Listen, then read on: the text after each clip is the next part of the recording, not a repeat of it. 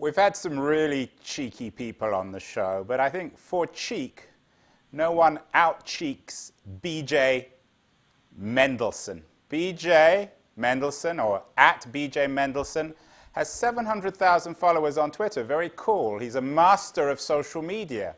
But today, BJ Mendelson is coming out with a book, and it's called Social Media is Bullshit. So BJ Mendelson has 700,000 Twitter followers, and this is what he's telling them. Social media is bullshit. BJ, welcome to TechCrunch TV. Thanks for having me. It's a pleasure. Before we start, BJ, tell me what that stands for, because, of course, some people with dirty minds will think will make assumptions. I'm assuming it doesn't mean that, right? No. Although, I am doing a new experiment, and so it might come in handy if it did mean that. But no, right now it's Brandon Jarrett. Well, don't say this on TechCrunch, because we don't have any female viewers, so it'll be all men, so you don't want to talk in those terms. So what does BJ stand for? Brandon Jarrett. Okay, but you want me to call you BJ? Yes, please. So BJ, social media is bullshit, but you've got 700,000 Twitter followers? That's right. Now, square the circle for me. What's going on? The important question to ask is how I got those followers, because I didn't earn them. Are they real? Did you pay for them? They are quite real. About 70% of them are real, based on that new tool that came out a couple of weeks ago that determines whether or not they're fake. Now, I got those from Twitter. Let's call them Twitter for the rest of the interview. Can we do that? Everyone's tittering now. So you've got 700,000 Twitter followers. There you go. So Twitter, back in 2009, I was working on a project. I like to get immersive into things. I like to actually do them and then write about it as I'm experiencing it for the first time, which is actually why I'm here at SUNY Potsdam. But back in 2009, I was traveling across America to promote the early detection, prevention of breast cancer. Now, back in 2007, Twitter used to have, we're going to call them Twitter, I'm going to remember, Twitter used to have a public timeline where they would just kind of have everyone's tweets all in one place, and then they would have off to the side different profiles. So, for example, Agent M at Marvel has been promoted by Twitter Corporate for years now, and I was actually one of those accounts too that was originally featured back in 2007. In 2009, I was kind of like, hey, you guys have featured my account before. I'm doing this breast cancer tour. We're saying check early, check often. We're traveling to colleges across America. Can you promote the account? And I wound up being the only non-celebrity, non-brand, non-media outlet on the old suggested user list, which is where all those followers came from. But why have you written this book, BJ? I mean, they did you a favor, you presumably to promote to promote research into cancer, and this is the way you're paying back the guys at Twitter? The people at Twitter, my big thing when social media is bullshit, I'm really speaking to the myth created by the marketers. Because right now we have plenty of tools out there. Some are good.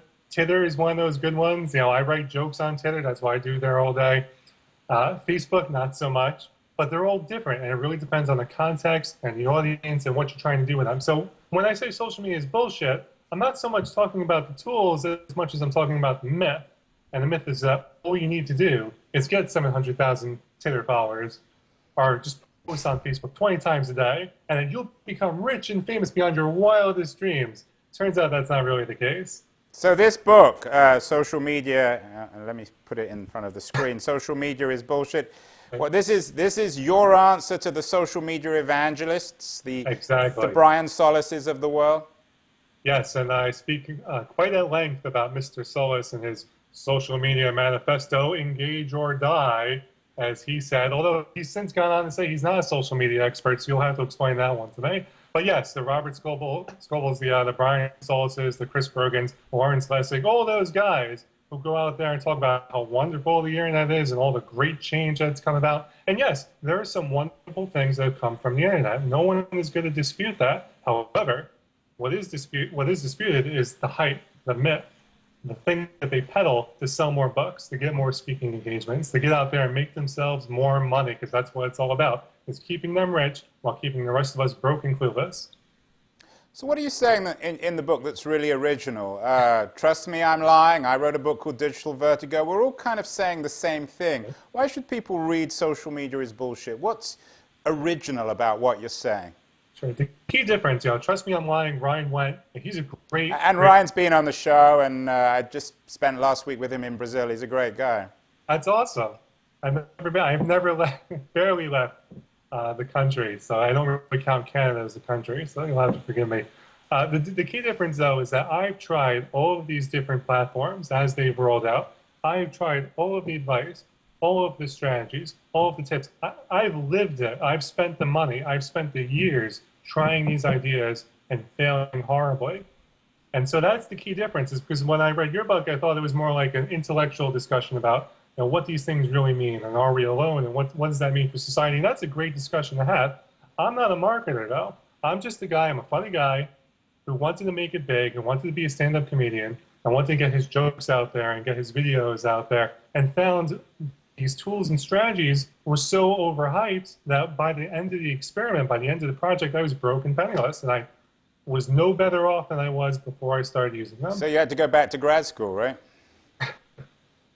That's part of the reason why I'm here. I'm actually here. Didn't St. Martin's pay you anything for this piece of shit? They gave me something. Oh, good. I hope they gave you more than they gave me. So what you're saying then, BJ, is that you can get 700,000 followers on Twitter, and it's actually useless in terms of promoting yourself. That is exactly what I'm saying. They don't click on anything, and it's not just me that says that. Let me be clear. There are many people who are on the old suggested user list. Michael Ian Black is mentioned in the book. JetBlue was on there. Dell, which I went at length about their bias considering the suggested user list. There are plenty of people with large followers who will tell you they don't click on anything. They don't come out in person to meet you. They don't really do anything beyond the platform. And so it might be cool to have that many people following you on the platform, but if it doesn't translate into anything, what's really the point? So are you then suggesting that Twitter, as you call it, That's right, probably doesn't have a great future in terms of a business? Because if it doesn't have any value ultimately for people, they'll stop using it. Here's the problem that Twitter has. They had their moment in the sun.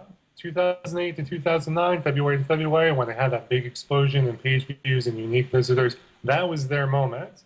And what's happened since then is that it's mostly a toy for comedians and journalists. And that's why when you see something said on Twitter suddenly showing up in the news, it's not because a lot of people are talking about it. It's because a lot of journalists are talking about it. And they're like, oh, well, it must be news because we're journalists. So you're saying that, and this is my headline, so you have to agree with this, Twitter is a graveyard?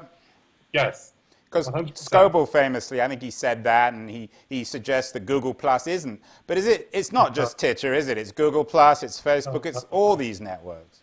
I just want to throw out something about Robert Scoble real quick. It got cut from the book. And make it rude, because there is a list.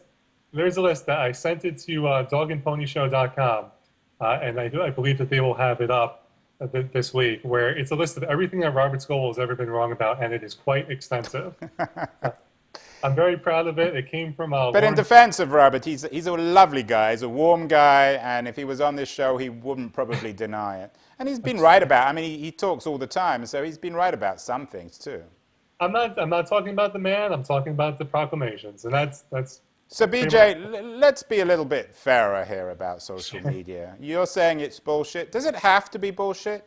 Is it inevitably bullshit, or do we need some changes, some structural changes, some new companies, new ways of playing in this field? What needs to change? The big thing is we need to be honest. Google can't come out and say stuff like, oh, well, the engagement is up and we have tons of users over at Google+. It's not true, not even close to being true. And yet they keep peddling it out because the journalists pick it up and go, okay, well, that sounds like a good story. We need to get past the hype. Because the tools are fine. I'm not big on Facebook. I think Facebook sucks. And I think they had their moment to have a good business model back when it was just college students. And once they opened it up, that was it. And that's true for a lot of these platforms. But the thing that needs to change is we need to go, it's different for everybody. What's true for me on Twitter is not going to be true for you. It's a totally different experience based on your needs and your audience. And that's the thing that we need to do. We need to say, it's not a cure-all. It is what it is for each person, and that's how we have to approach these things. It's different per person, not like these huge millions of dollars. But that's, I don't get that. So what? That's obvious. It's true for anything. It's important, though. It's important because the people that get hurt with these myths are small businesses, artists, entrepreneurs. They're the ones that suffer when these myths get created. They're the ones that get hurt when the media talks But about that's all always true. I mean, the people who got of hurt with Facebook are the small or investors. I mean, from my point of view, and I'm not really a big defender of social media, but Twitter, as you call it, has been very, very helpful for me as a writer and a broadcaster, as a way of getting people to watch this show, as a way of meeting interesting people, of getting speeches. You can't deny that. It's different for everybody, though. You've already had a well-established presence, and that's the thing. Let me be clear about this. If you have some kind of celebrity, and what kind of celebrity, it really depends. You know, it could be a web celebrity, it could be a real celebrity. As long as you've already got that kind of built-in audience, these tools are awesome. But if you're like me, and you're like millions of people out there, small businesses, artists, entrepreneurs who don't have that built-in audience, these tools are useless. But some people might say, well, BJ, you blow, to use a polite term. That you failed. You got 700,000 followers, and you don't have any talent, so it didn't help you. Well, it's true I don't have much talent, but the thing I do have is research. And what people will find in looking at social media as bullshit is that it's quite comprehensive in terms of the footnotes. There are years of research that went into it. There are many interviews. And it's not just me. It's lots and lots of people who all have the same story. I tried these platforms. I failed. What's going on here? But since we're talking about feces, what about shit my dad said? That's talented. That guy got a book contract. That guy has a huge following. No, I'm glad you mentioned that because we talk about that at length in the book. Justin Halpern is a funny, funny man. Anything I say here, it's not meant to take away from him at all. Let's be clear about that. So, fake Michael Bay comes along, sends out a link, and that's what really started to get the ball rolling with shit my dad says. Before that, no one was following it. Fake Michael Bay goes and tweets it. Rob Corddry, who is a follower of Fake Michael Bay, goes, oh, this is really funny. Rob Corddry's a real celebrity. Remember, if you're a real celebrity, these tools are awesome. If you're not, though, you're screwed. So Rob Corddry gets behind it, Kristen Bell gets behind it, and then it starts to snowball out to Dig, back when that meant something. Dig now, not so much. And that's how it spread. It didn't just happen because he was a funny guy. If those two things didn't happen, we wouldn't be talking about Justin Halpern. Finally, BJ, let's say you have talent, and I think you do. I've enjoyed the book, and I've enjoyed this interview. For other people out there like you with talent, but without a brand name, what's the best way in our digital-centric world to build a career as a comedian, a writer, a filmmaker, a musician, if it's not on social media? I'm glad you asked that. It sounds counterintuitive, but go offline. That's what it is. Go offline, make a lot of friends, work in your town, work in your community, and slowly spread out. That's the way to do it. It's been that way before the internet. It'll be that way after the internet. Well, on that, I'm going to shut you down. I'm going to force you to go back to real life.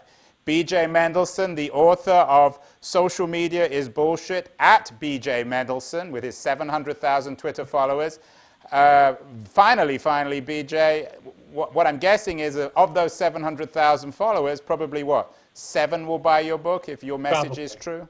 Well, for those 7, you're going to enjoy the book. BJ Mendelson, best of luck with the book. It's out today. Very, very engaging, interesting, provocative read. Congratulations. I appreciate it. It's in my hands here.